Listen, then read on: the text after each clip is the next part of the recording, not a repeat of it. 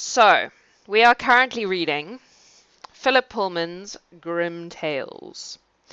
So, for those of you who don't know, Philip Pullman is an author and a literary critic, and he's taken the Grimm's fairy tales and he's basically rewritten them in his own words.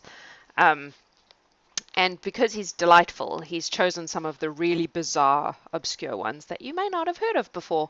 There have been at least two so far that I had never read and had never heard, and so you all, or the people who were watching, got to watch me react to these crazy stories.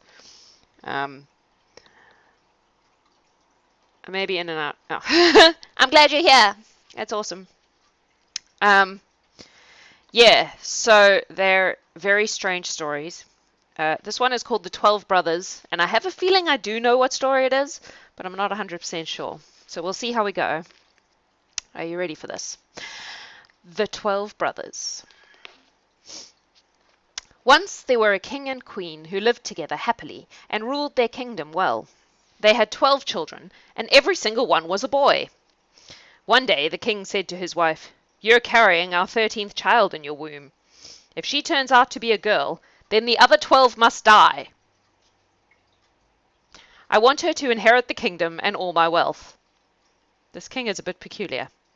And to show her that he meant it, he had 12 coffins made. Each one was filled with wood shavings, and at the head of each one there was a feather pillow and a folded shroud. He had them put in a locked room and gave the key to the queen. "Tell no one about this," he said.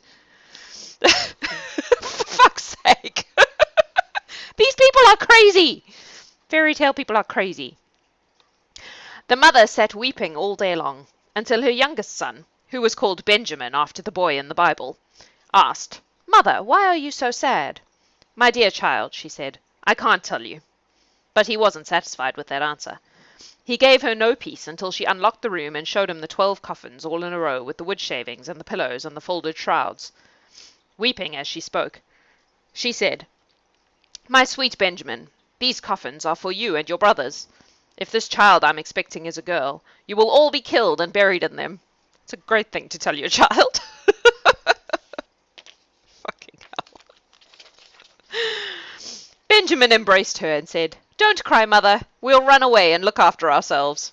"Yes," she said, "that's a good idea." I feel like there might be a better solution to this problem. "Go out into the forest and find the highest tree you can. Keep watch on the castle tower. If I give birth to a little boy, I'll raise a white flag, but if it's a girl, I'll raise a red one, and then you should escape as far as you can. May God protect you. I'll get up every night and pray for you all. In winter I'll pray that you always have a fire to warm yourselves at, and in summer I'll pray that you won't be oppressed by the heat." When she had given them her blessing, the 12 brothers went out into the forest. They took turns to keep watch from a lofty oak tree, and after 11 days had passed and it was Benjamin's turn, he saw the flutter of a flag being raised, but it wasn't a white flag, it was a red one. Damn girls being born. He scrambled down the tree and told his brothers. They were furious. "Why should we suffer for the sake of a girl?" they said. "We must take revenge for this." "I mean, 1 minute. This is not the girl's fault. This is the stupid crazy father's fault. I'm just putting that out there. It's the man who's the problem, not the girl." Sorry. "Why should we suffer for the sake of a girl?" they said. "We must take revenge for this. Any girl who crosses our path will regret it. Her red blood will flow."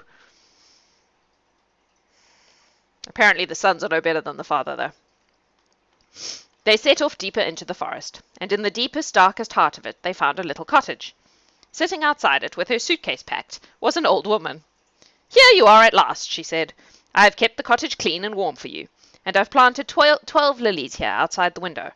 As long as those lilies bloom, you will be safe. Now I must be going." Where the fuck did she come from? And she picked up her suitcase and disappeared down a dark path before they could say a word. "Well, let's live here," they said. "It looks comfortable enough, and she did say it was intended for us. Benjamin, you're the youngest and weakest, so you can stay at home and keep house, because that shit's really hard to do. Bitch. Fucking sexist bullshit. Blarg. Sorry. The rest of us will hunt for food like the manly men we are." It doesn't have that last bit in the story. So the older brothers went out into the forest every day and shot rabbits and deer and birds and whatever they could eat. Hey! I'm getting attacked for being on my soapbox. Come on, though! Seriously! The story is a bit sexist, I'm just saying. They took it home to Benjamin, who cooked it and laid it on the table for them. They spent 10 years in the little cottage, where they were safe, and the time passed quickly. Meanwhile, the little daughter was growing. She turned out to have a kindly heart, a beautiful face, and a golden star on her forehead. One day, when all the laundry had been done at the palace, she saw 12 linen shirts on the line, each one slightly smaller than the next, and said to her mother, "Whose are those shirts, mother? They are too small for father." Apparently the queen has lost her stuff, her brain, her sanity, that's the one, and she randomly washes her lost children's shirts and hangs them on the line 10 years after they've been gone. The queen answered with a heavy heart, "They belong to your 12 brothers, my dear." "I didn't know I had 12 brothers," said the girl. "Where are they?" "Only God knows. They went into the forest, and they might be anywhere now. Come with me, my dear, and I'll tell you all about it. This kid is 10." And she took the girl to the locked room and showed her the 12 coffins with the wood shavings and the pillows and the shrouds. "These coffins were made for your brothers," she explained, "but they ran away before you were born." And she told her how everything had happened. The girl said, "Don't cry, mother. I'll go and look for my brothers. I'm sure I can find them." And she ironed the 12 shirts and packed them neatly and went out into the forest. She walked all day, and in the evening she came to the little cottage. She went inside and found a young boy. He said, "Who are you? Where have you come from?" "How is he a young boy? He was old enough to keep house when they ran away, which was 10 years ago." So he isn't a young boy. He's at least 19, right? He knew she was a princess because of her fine dress, but he was astonished at how beautiful she was, and at the golden star on her forehead. "I am a princess," she said, "and I am looking for my 12 brothers. I vow to walk on as far as the sky is blue till I've found them."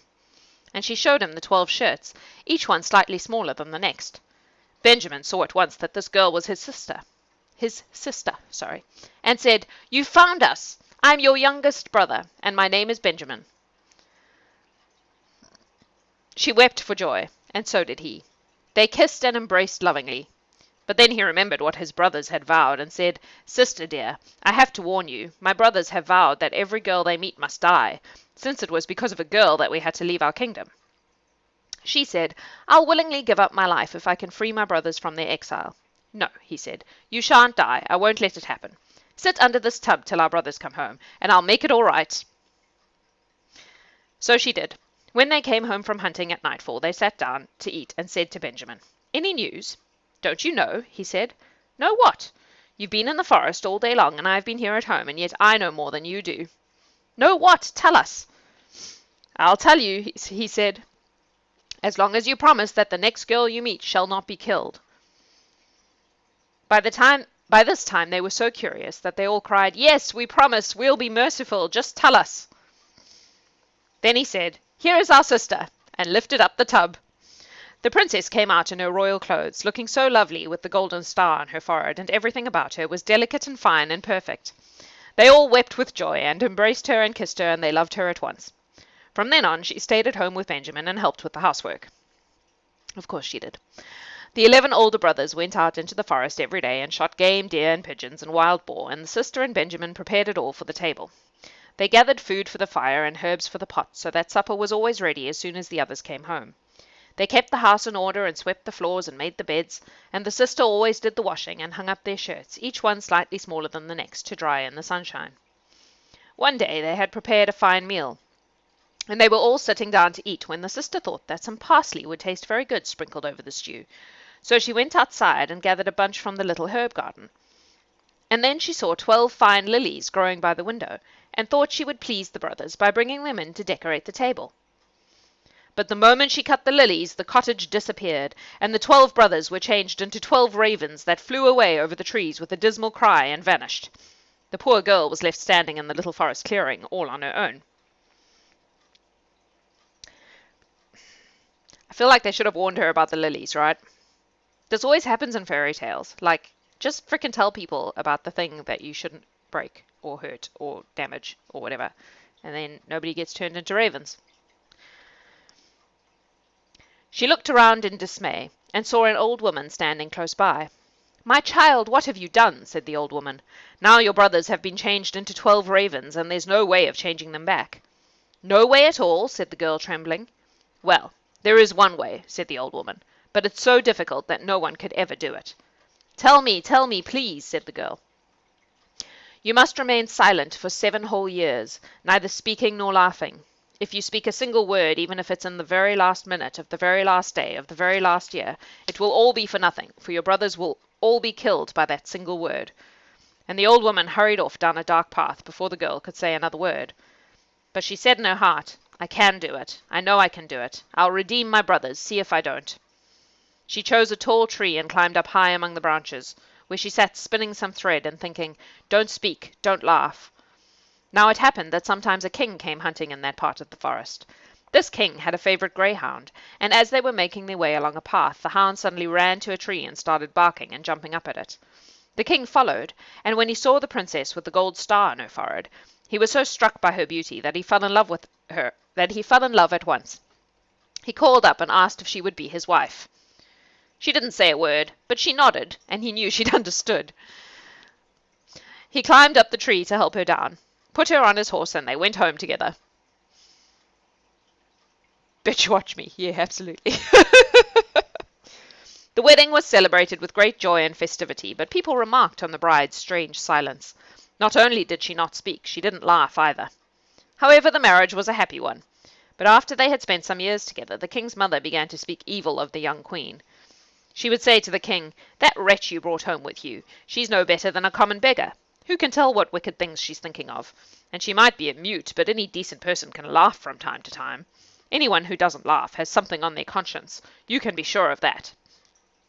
At first the king didn't want to listen to that sort of talk, but as time went by the old woman kept on and on, inventing all kinds of evil things to accuse the young queen of, and the king finally began to believe she must be right.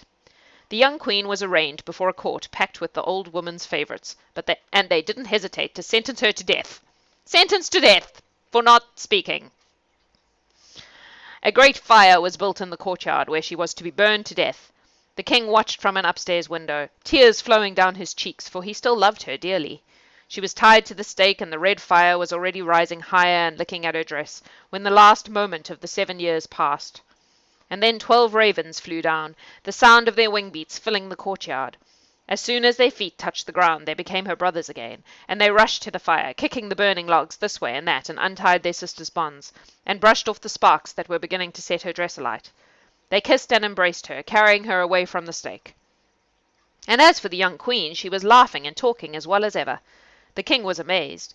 Now that she could speak, she told him why she had been silent so long. He rejoiced to hear she was innocent of all the terrible things his mother had accused her of. But then it was the old woman's turn to be accused, and the court had no difficulty in finding her guilty. She was put into a barrel filled with poisonous snakes and boiling oil, and she didn't last long after that. That's the end of the story. Wow.